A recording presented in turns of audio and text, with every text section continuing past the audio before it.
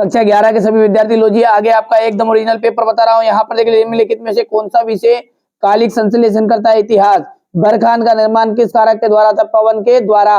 वायु दाब मापने का यंत्र है बेरोमीटर। जैव विविधता का संरक्षण निम्न में से किसके लिए महत्वपूर्ण है? सभी जीवधारी। बिहार का शोक किस नदी को कहते हैं? कोसी नदी को। इनमें से नदी पंचंद शामिल नहीं है, सिंधु नदी।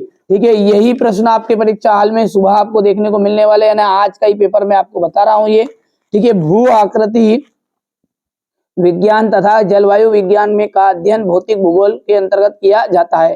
प्रशांत महासागर के किनारे सक्रिय ज्वालामुखी का क्षेत्र रिंग ऑफ फायर कहलाता है। आकाश का नीला प्रतिनन प्रक्रिया के कारण दिखाई देता है। भूतल का वहां बिंदु जो भूकंप के उद्गार केंद्र के समीप होता है उसे अभिकेंद्र कहते हैं।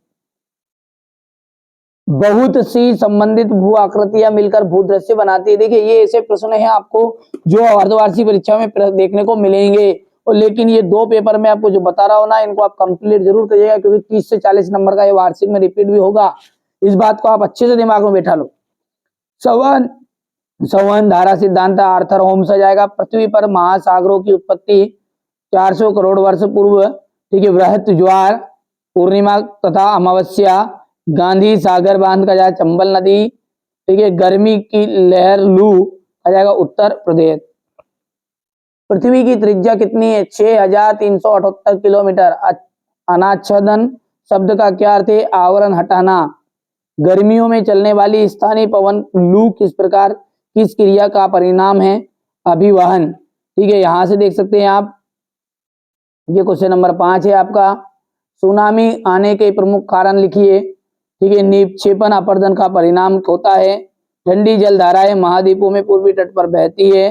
अब तो बढ़िया से कंप्लीट करो। ये क्वेश्चन नंबर 6 आपका भूगोल का महत्व लिखना है। ठीक है, यहां से निक्षेप आर्द्रता क्या होती है? ये क्वेश्चन नंबर आपका 7 है।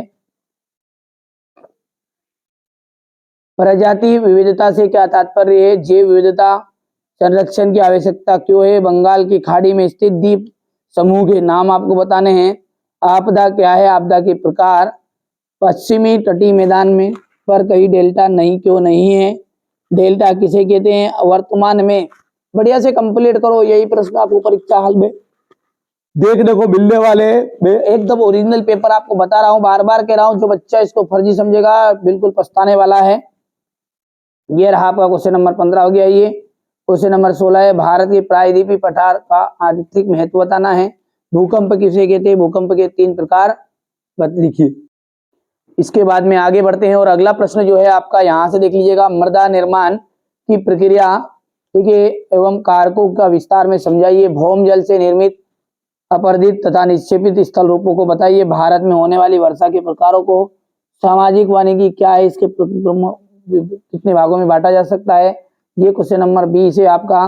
ठीक है, ये मैंने आपको क्लास 11th का भूगोल का सेट बी बता दिया है, सेट ए भी बताया। 2 पेपर आपको बताए हैं, देख लेना जरूर, ध्यान से अच्छे से कंप्लीट करना है आपको।